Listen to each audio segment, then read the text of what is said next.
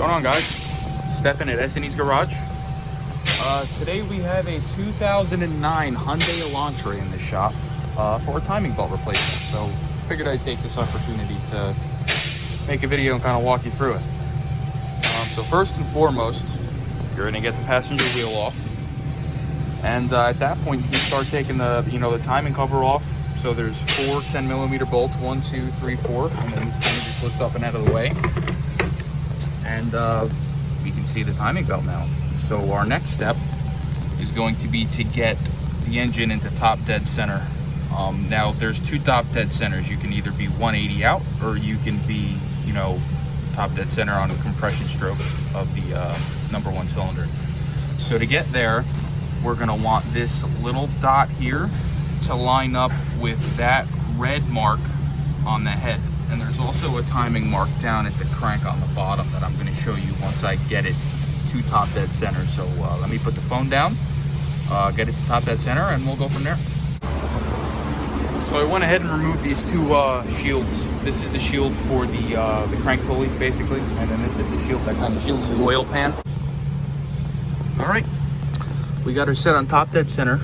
If you look down there, let me get it to focus real quick, you'll see a little notch on the crank pulley, and you're gonna want that little notch to line up with the T, there we go, on the front timing cover. So that's lined up, and our line up here is lined up. Now what I like to do here, this is just a little shortcut trick that I've learned over the years of doing these, is I'll take a little red straw from like brake clean or something like that, and I'll kind of stick it through the hole.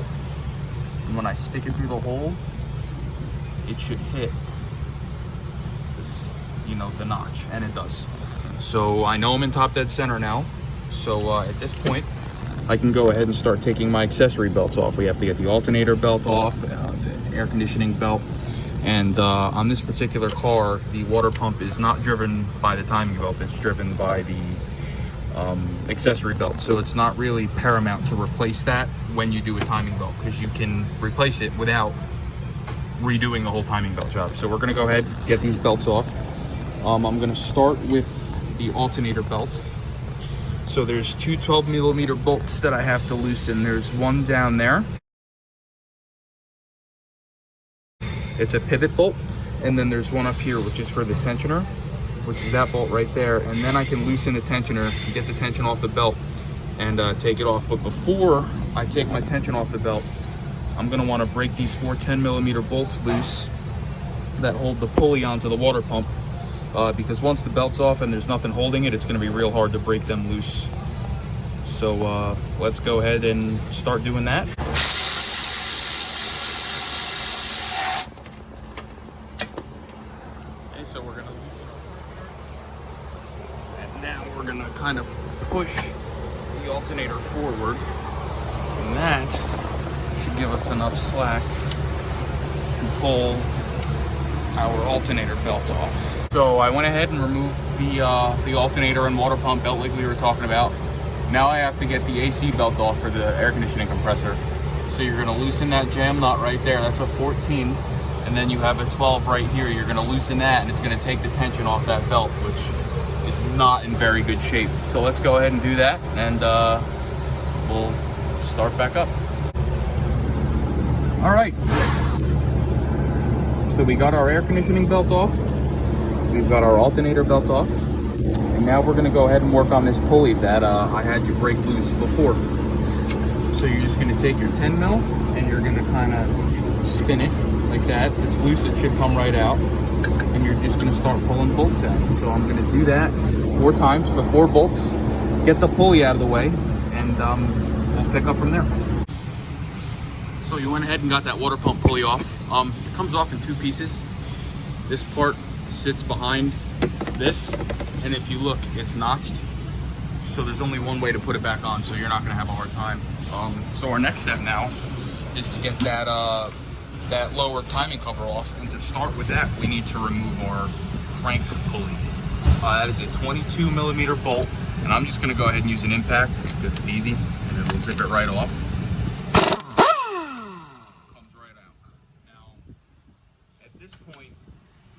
Most people are going to tell you you need a puller. I'm here to tell you you don't. We're going to take some PB Blaster over here and a hammer. Now watch what I do. This is very simple. You're going to spray the center of the pulley where it meets the crank with some PB, and you're going to take your hammer and you're just going to tap, tap, tap, tap. And now the pulley will walk right off. And here's the spacer that goes behind the pulley. It sits in here like this. If you look on the back, you can see where the belt was riding. So that sits right there. So we're going to pull all that out. And we're going to start pulling that lower timing cover. So stay tuned. So to get the lower timing cover off, the first thing we're going to have to do is remove this motor mount. It's held in with a bunch of 17mm bolts. And there's a 10mm ground strap on there. So we're going to go ahead and take our electric impact or whatever you have. Zip them off. You're going to make sure that you have your engine supported. I have a jack under there with a piece of wood. I just want to make sure that thing's supported before you pull this out, otherwise it's going to drop on you. And you don't want that. Let's go ahead and get this out. Okay, there's this. I'll usually just leave the 10mm ground strap attached. Just kind of lift this off out of the way, set it aside because it's not in my way at this point. So now we have a 14mm bolt here that also needs to come out. Sorry, that is a 14. This was a 17. Let's go get a 14 and get that out. So we got that 14mm bolt out, and we removed that bracket right here. There it is, right there. So now we can start pulling out our 10mm for the lower timing cover. We have 1, 2, 3, and 4. So let's get them out and go from there. My mistake. There is a 5th bolt for the lower timing cover hiding back under there we need to get to. So just figured I'd make you aware of that. We have our lower timing cover off, and you're just gonna want to kind of verify that you're still in top dead center, because I know we set it earlier, but then we removed the belts and there's a chance that it could have moved on you between there and removing your crank pulley. So this little white notch there is going to want to line up in between that V right there with that mark on the back of the block. So it's lined up pretty much perfectly. I could really spin it just a little bit if I wanted to, but I'm good with that. So now we're going to go ahead, unbolt the tensioner and pull the belt off. Right. So here's our tensioner here. It's held in by one 12mm bolt. We're gonna pull that bolt out, pull the tensioner out, and then I'm gonna show you how to reset it so you can use it when you put your belt back on. So let me get this off. I'm gonna pull the belt off. We'll go from there.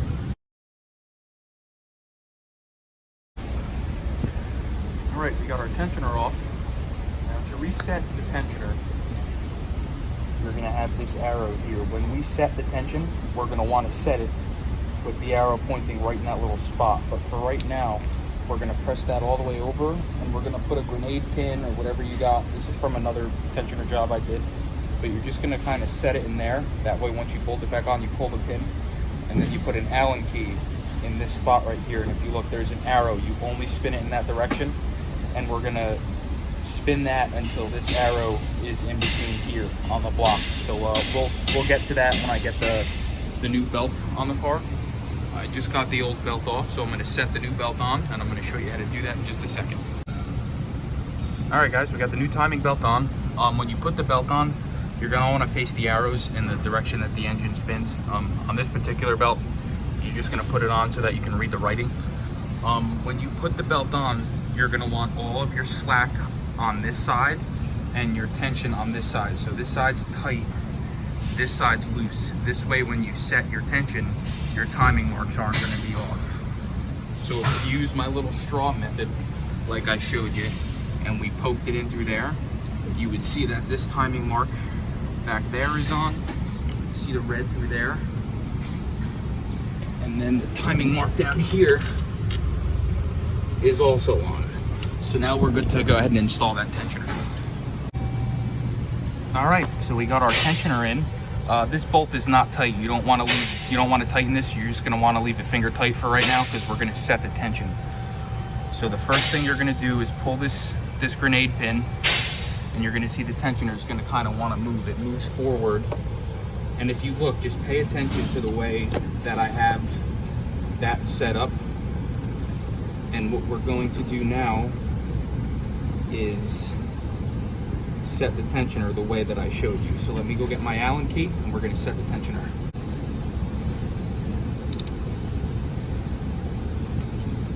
And like I said, we just want it right there. So now we're going to take our 12 millimeter, we're going to lock the tensioner back into place, and then we're going to spin the engine over twice. And what that's going to do is verify that I have my timing in correctly. So let's lock the tensioner down and go from there.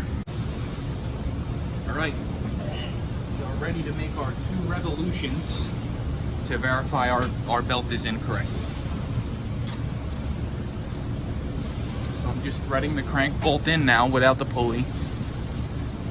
And I'm gonna get my ratchet on there. Spin it twice until my timing marks line back up.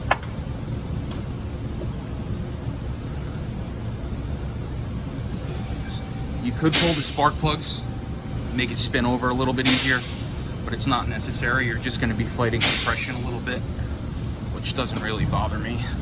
So we're going to spin this back around again.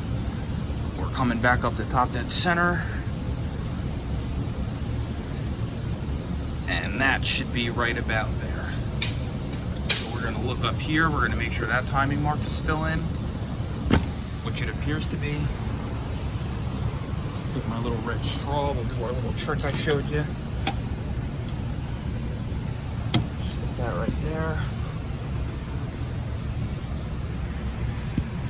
Take our little straw, stick it in, and boom.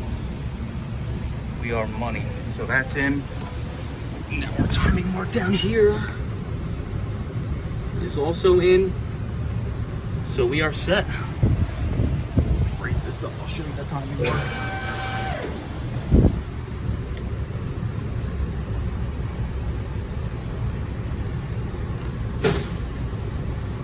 We're all set.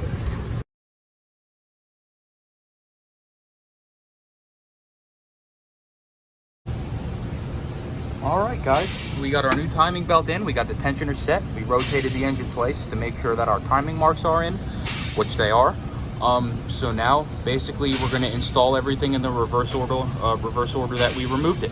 We're going to get our timing covers back on. We're going to put our crank pulley back on. We're going to get our accessory belts back on. We're going to throw the motor mount back in, and we're going to put the shields back up under the engine, and we're going to drive the car back to the customer. All right, so we got the lower timing cover back in. So now it's time to put the timing belt guide on.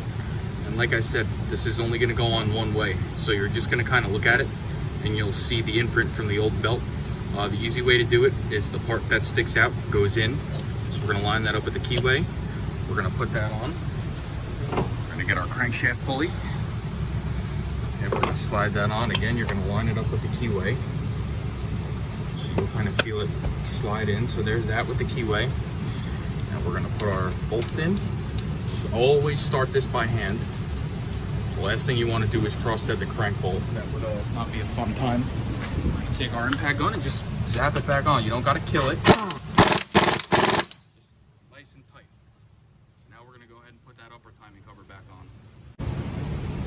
Upper and lower timing covers are in. Our next step is to put the water pump pulley back on. I like to do that before I put the mount back in because there's less stuff in my way. So all we're going to be able to do is just snug those bolts up, and then we're going to give them their final tighten once we have the belt on and tensioned. So let me get that pulley on and we'll take it from there. We got our water pump pulley on. We're going to put this bracket on. Now we're going to put the mount back on. All right, up next is the belts. These things have 2 belts like I was telling you before, one for the air conditioner, one for the alternator and water pump. The one that is shorter is for the air conditioning. So this is going to be my AC belt here. This goes on first. So let's get that in the car and go from there. AC belt is in. Just gonna put some tension on it now.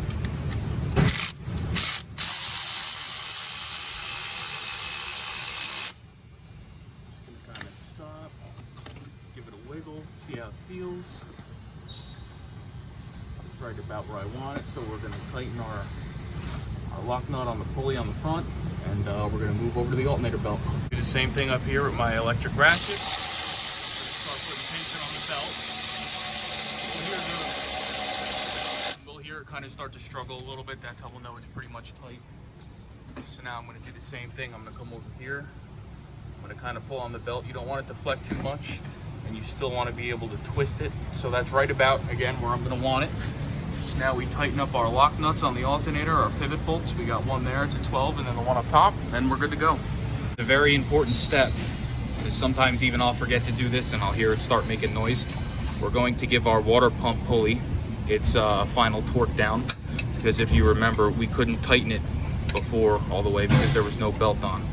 So we're just gonna kind of get in here. I have a special wrench that I use for this. It's offset, so it fits right in. And we're gonna snug all 4 of these up, and we're gonna take it from there. Got my shields back in. Gonna put the wheel on next, and then we'll lower the car down, fire it up, and check our work. Wheels back on the car, engines all together. Fire it up, see how she runs.